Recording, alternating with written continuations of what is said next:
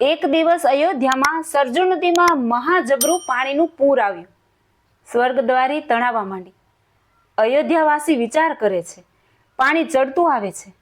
અયોધ્યાપુરીમાં પાણી ભરાઈ જશે તો શું કરશું? રાજા દર્શનસિંહને ચિંતા થઈ, તેથી સેવકોની સાથે સરજુ ગંગા પાસે આવ્યા. ગંગાજીની પૂજા કરી, શ્રીફળ વધેરી, ચુંદડી અર્પણ કરી, પગે લાગી બે હાથ જોડી પ્રાર્થના કરી કે હે ગંગા મૈયા, પાણીનું પૂર ચડતું આવે છે, તે મહેરબાની કરીને હટાવી દો તો સર્વેને શાંતિ થાય. પણ સરજુ ગંગાનું પૂર હટવાને બદલે જોરદાર ઘોડા વેગે ચડતું આવે છે. હવે શું કરવું? રાજા અને માણસો મૂંઝાઈ ગયા. રાજાએ રાજગોરને પૂછ્યું, જોરદાર પ્રવાહ કઈ રીતે ઓછો થશે? જલ્દી ઉપાય બતાવો, નહીતર અયોધ્યા નગરીને પાણી ખેંચી જશે. રાજગોરે કહ્યું, કોઈ પતિવ્રતા નારી ગંગાજીને વધાવે, પૂજા કરે તો પાણીનું પૂર હટી જાય. આખા ગામમાં સાદ પાડ્યું, પતિવ્રતા નારી ગંગાજીને વધાવવા ચાલો. પણ કોઈ તૈયાર થયા નહીં. બધી સ્ત્રીઓ મૂંઝાય છે. હવે શું કરશું?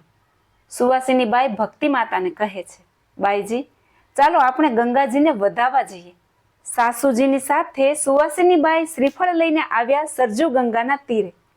ગંગા મૈયાને પગે લાગી, પૂજા કરી ને શ્રીફળ ગંગાજીના જળમાં પધરાવ્યું.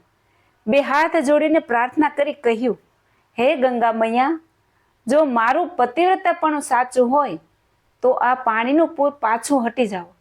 તુરંત હળહળાટ કરતું પાણી પાછું હટી ગયું. ગંગાજીના કિનારે હજારો માણસો ઊભા હતા.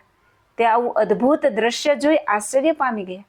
ઊંચે સાદે સૌ બોલી ઉઠ્યા, ગંગા મૈયાની જય હો, ગંગા મૈયાની જય હો. રાજા પણ રાજી થયા. અયોધ્યા નગરી બચી ગઈ. ધર્મદેવને કુટુંબ સહિત રાજ દરબારમાં બોલાવી સારો સત્કાર કર્યો.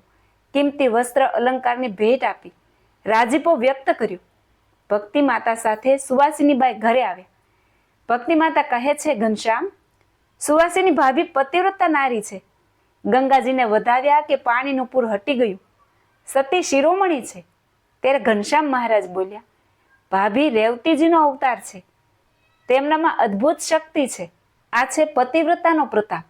આપણે પણ પતિવ્રતાની ટેક રાખીને શ્રીહરિની ભક્તિ કરવી અને ધ્યાન પણ પોતાના ઈષ્ટદેવનું કરવું. સ્વરૂપ નિષ્ઠા પરિપક્વ રાખવી. જ્યાં ત્યાં મનને ડગવા દેવું નહીં. જય શ્રી સ્વામિનારાયણ.